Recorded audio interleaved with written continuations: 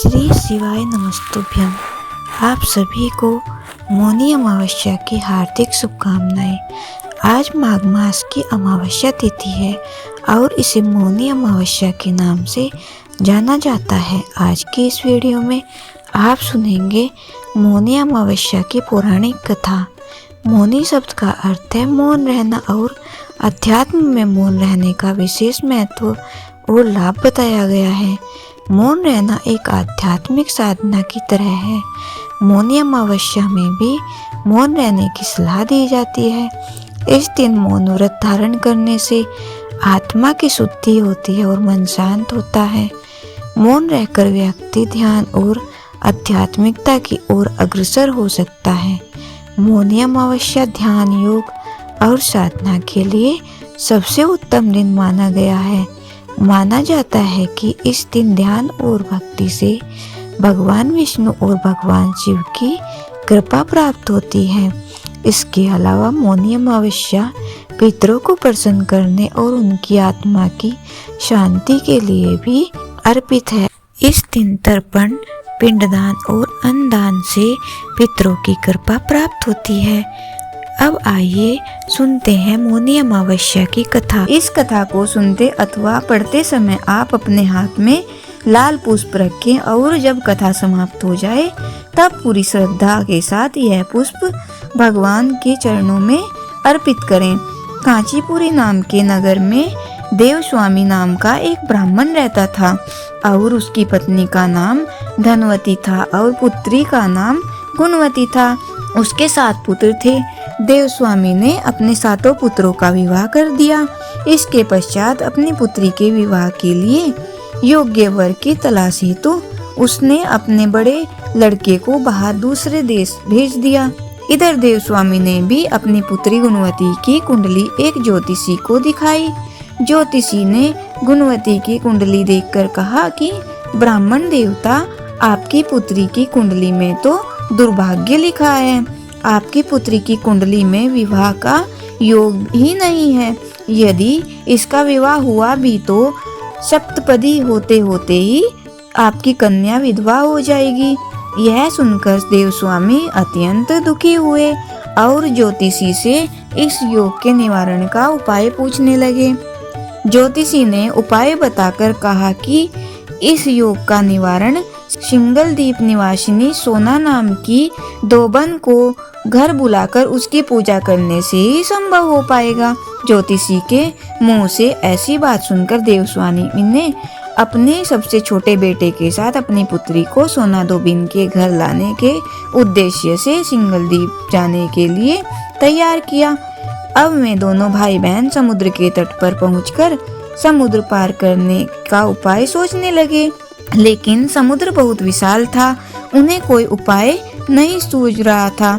थक हार कर दोनों भाई बहन भूखे प्यासे ही एक वट वृक्ष के नीचे छाया में बैठ गए। उसी पेड़ पर घोंसले में एक गिद्ध का परिवार रहता था। उस समय घोंसले में सिर्फ गिद्ध के बच्चे थे। वे सुबह से भाई बहन के क्रियाकलापों को देख रहे थे। शाम को जब गिद्ध के बच्चों की माँ भोजन लेकर घोंसले में आई तो वे उस भाई बहन की कहानी को बताने लगे। उनकी बात सुनकर गिद्ध की माँ को नीचे बैठे भाई बहन पर काफी दया आई और बच्चों को आश्वासन दिया कि वह उनकी समस्या का समाधान करेगी। यह सुनकर गिद्ध के बच्चों ने भोजन ग्रहण किया। दया और ममता से वशीभूत गिद्ध माता उनके पास आई और बोली कि मैंने आपकी समस्याओं को जान लिया है।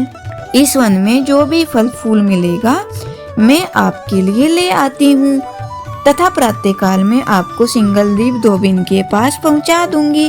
अगले दिन सुबह होते ही गिद्ध माता ने दोनों भाई बहनों को समुद्र पार कराकर सिंगल द्वीप सोना के पास पहुंचा दिया। गुणवती प्रतिदिन सुबह सूर्योदय से पहले सोना का घर लीप दिया करती थी।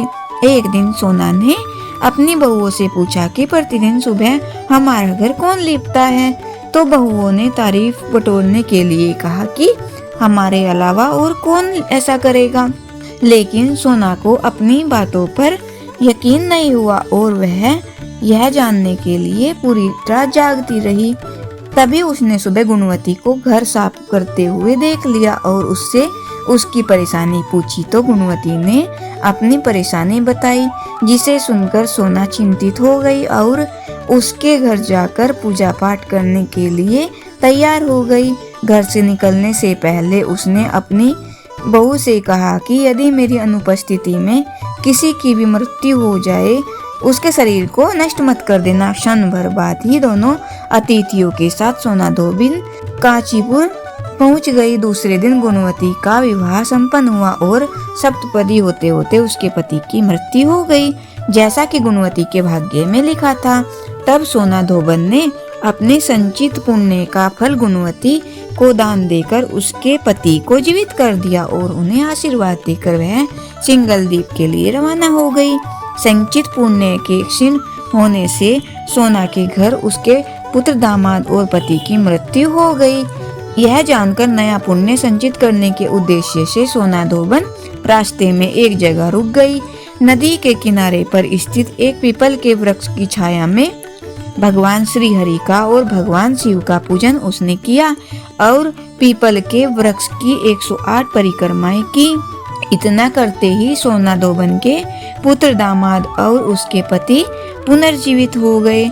उसका घर धन धान्य से भर गया। इस प्रकार निस्वार्थ भाव से सेवा करने का उत्तम फल सोना धोबन को प्राप्त हो गया।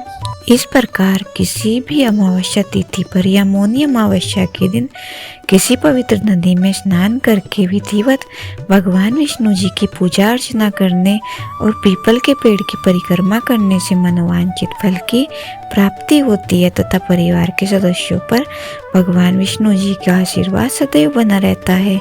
बोलिए भगवान विष्णु जी की जय, माता लक्ष्मी जी की जय।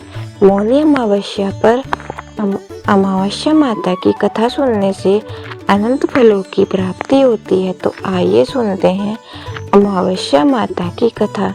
पौराणिक कथा के अनुसार एक गांव में सास और बहू अकेले रहती थी और उनका बेटा विदेश में कमाने के लिए गया हुआ था। सास और बहू बहुत प्रेम से रहती थी। दोनों एक दूसरे की देखभाल भी करती थी।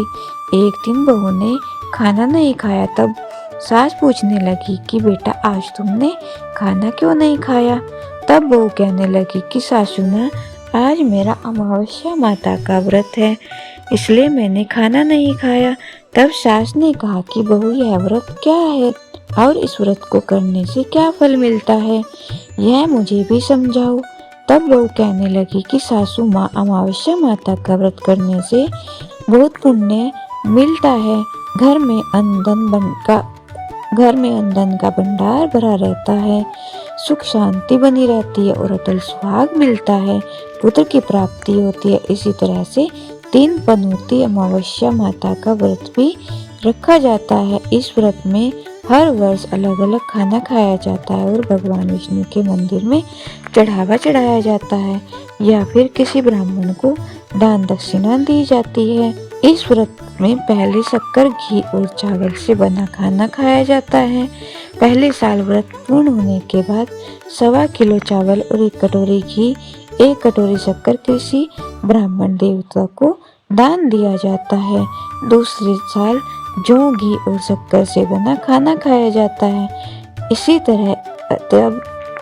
तरह जब दूसरे साल का व्रत पूर्ण हो जाए तब 1.25 किलो जौ, 1 कटोरी घी और 1 कटोरी शक्कर किसी मंदिर में चढ़ाया जाता है या फिर ब्राह्मण को दान दिया जाता है। तीसरे साल गुड़, तेल और घी से बने व्यंजन खाने चाहिए। अब तीसरे साल व्रत पूर्ण हो जाए तब आधा किलो तिल, गुड़ और 1 कटोरी घी किसी मंदिर में चढ़ाया जाता है या ब्राह्मण को दान में दिया जाता है। इसे ही सासू माँ 3 पनौती अमावस्या का व्रत कहा जाता है। फिर बहू बताने लगी कि माँ जी, इस व्रत का संकल्प लेने के बाद इसे पूरा करना जरूरी होता है। अगर पूरा नहीं कर सकते तो घर परिवार में झगड़ा और घर में अशांति हो जाती है। तब सासू माँ कहने लगी कि बहू, मेरी तो उम्र हो गई है, लेकिन तुम यह व्रत जरूर करना। तब बहू यह व्रत करना आरंभ करती है। एक दिन बहू ने किसी के कहने पर गेहूं से बनी रोटी खा ली और अमावस माता इस बात से नाराज हो गई। अब तो सास और बहू एक दूसरे से प्रेम करती थी। अब उन दोनों में झगड़े होने लगे। सभी गांव वाले भी हैरान रह गए कि इनके घर में यह सब क्या हो रहा है। सास अपनी बहू को कहने लगी, जब से तुम हमारे घर में बहू बनकर आई हो तब से हमारे घर की लक्ष्मी चली गई है। तुम हमारे लिए बिल्कुल भी शुभ नहीं हो। तब बहू ने कहा, माँ जी आपके घर की लक्ष्मी चली गई है तो मुझे बताओ कि कहाँ मिलेगी, मैं लक्ष्मी लेकर जरूर आऊंगी। तब सासू माँ कहने लगी कि बहू, लक्ष्मी तुम्हें समुद्र के बीच में भगवान विष्णु के पैर दबाते हुए मिलेंगी। यह सुनकर बहू यह कहकर चली जाती है कि माँ जी अब तो मैं लक्ष्मी जी को लेकर ही आऊंगी, नहीं तो मैं इस घर में पैर नहीं रखूंगी। ऐसा कहकर बहू लक्ष्मी जी की खोज में चली गई। जब बहू लक्ष्मी की खोज में निकली तो उसे बीच रास्ते में गाय माता मिली। गाय बहू से पूछने लगी कि आप कहाँ जा रही हो। तब बहू कहने लगी, गाय माता, मेरी सास कहती है कि मेरे आने से उनके घर में अन्न धन की कमी हो गई है और उनके घर की लक्ष्मी चली गई है, इसलिए मैं लक्ष्मी को लेने जा रही हूँ। तब गाय माता कहने लगी कि बेटी, अगर तुम जा रही हो तो भगवान से मेरे बारे में भी पूछ लेना। तब बहू कहने लगी कि ठीक है गाय माता, मैं आपके बारे में भी पूछ लूंगी। तब गाय माता कहने लगी कि जब मेरा बछड़ा होता है तो वह मर जाता है, जिंदा नहीं रहता। तुम लक्ष्मी जी से पूछ लेना कि आखिरकार मेरे साथ ऐसा क्यों हो रहा है। मैंने ऐसे कौन से कर्म किए हैं जिसकी सजा मुझे मिल रही है। तब बहू कहने लगी, गाय माता, मैं आपके बारे में जरूर पूछ लूंगी। ऐसा कहकर बहू आगे बढ़ गई। जब आगे बढ़ी तब रास्ते में उसे एक घोड़ी मिली जिसके गले में घंटी बंधी हुई थी। घोड़ी ने कहा कि बेटी, तुम मेरे दुख का निवारण लक्ष्मी जी से पूछ लेना। तब बहू कहने लगी कि मैं जरूर पूछ लूंगी। ऐसा कहकर बहू आगे बढ़ गई। आगे जाते ही बहू को एक अंधा और बहरा बुजुर्ग मिला। उसने भी बहू से अपनी समस्या के निवारण के लिए पूछने को कह दिया। तब बहू उसकी समस्या भी भगवान से पूछने को कहकर आगे बढ़ गई। आगे जाते ही बहू को एक बूढ़ी औरत मिली जो कि हाथ और पैर से अपाहिज थी। उसने भी बहू को कहा कि बेटी, जब तुम भगवान से मिलो तो उनसे पूछना कि आखिरकार मैं अपाहिज क्यों हुई, ऐसे कौन से कर्म किए थे मैंने। तब बहू उसकी समस्या पूछने के लिए भी तैयार हो गई और फिर आगे बढ़ी। आगे जाते जाते बहू बहुत थक गई और एक आम के पेड़ के नीचे बैठ गई। आम का पेड़ बड़ा खुश होकर बहू से पूछने लगा कि बेटी, तुम कहाँ से आई हो और कहाँ जा रही हो। तब बहू कहने लगी कि लक्ष्मी जी को लेने जा रही हूँ। तब आम का पेड़ भी अपनी समस्या भगवान से पूछने के लिए कहने लगा कि मेरे पेड़ पर लगे हुए आम खट्टे ही क्यों होते हैं, इस बारे में बहू रानी भगवान से जरूर पूछ लेना। तब बहू पेड़ की समस्या को लेकर आगे बढ़ गई। थोड़ी दूर जाने पर बहू को एक तलाई मिली। वह भी बहू से कहने लगी कि बहू, तुम भगवान से पूछना कि मेरी तलाई का पानी इतना मैला क्यों है, कोई यहाँ आकर पानी क्यों नहीं पीता। तब बहू कहने लगी कि मैं जरूर पूछ लूंगी। ऐसा कहकर बहू आगे बढ़ गई। बहुत दिनों से जंगल में चलते चलते बहू थक गई। उसे भूख भी लगी थी, लेकिन खाने को कुछ नहीं मिला तो वह भूख और प्यास से बेचैन हो उठी और जंगल में बेहोश हो गई। उसी समय भगवान श्री हरि और माता लक्ष्मी जी घूमते हुए उधर जा रहे थे। तब माता लक्ष्मी भगवान विष्णु से कहने लगी कि हे नाथ, यह तो आपकी बहुत बड़ी भक्त है, आप इसके दुख का निवारण कीजिए। तब भगवान श्री हरि कहते हैं कि इस संसार में तो बहुत जीव दुखी हैं, सभी अपने अपने कर्मों का फल भोग रहे हैं, मैं किस किस के दुख का निवारण करूं। तब माता लक्ष्मी जी भगवान श्री हरि से विनती करने लगी और कहने लगी कि वह भूखी प्यासी है, अगर इसे जंगल में छोड़ दिया जाए तो जंगली जानवर उसे खा जाएंगे। माता लक्ष्मी जी की बात सुनकर भगवान श्री हरि एक साधु का वेश धारण करके बहू के पास गए और उसे होश में लेकर आए। बहू के होश में आते ही साधु वेश में भगवान ने उससे पूछा कि वह यहाँ क्यों आई है और कहाँ जा रही है। तब बहू ने उन्हें सारी बात बता दी। उसकी बात को सुनकर भगवान श्री हरि और माता लक्ष्मी जी प्रकट हो गए। उसके साथ साथ अमावस्या माता भी प्रकट हो गई। बहू यह सब देखकर उनके चरणों में गिरकर उन्हें प्रणाम करने लगी। तब अमावस्या माता बहू से कहने लगी कि बेटी, तूने मेरे व्रत को खंडित किया है, इसी की सजा तुझे मिली है, लेकिन अब तुझे क्षमा करती हूँ। अब तुम घर जाओ और तुम्हारा घर अन्न और धन से भर जाएगा। तुम्हारा घर सुंदर महल में बदल जाएगा और तुम्हारी सभी मनोकामनाएं पूर्ण हो जाएंगी। है सब होने के बाद बहू ने रास्ते में जो जो भी मिला था उन सभी के दुखों का निवारण करने के लिए विनती की। तब भगवान श्री हरि कहने लगे कि गाय ने कभी अपना दूध किसी और को नहीं पिलाया और इस कारण से उसके बछड़े जिंदा नहीं रहते। तुम उसका दूध पी लेना, फिर उसके बाद उसके बछड़े जिंदा रहने लगेंगे। और घोड़ी पिछले जन्म में आटा पीसने वाली महिला थी।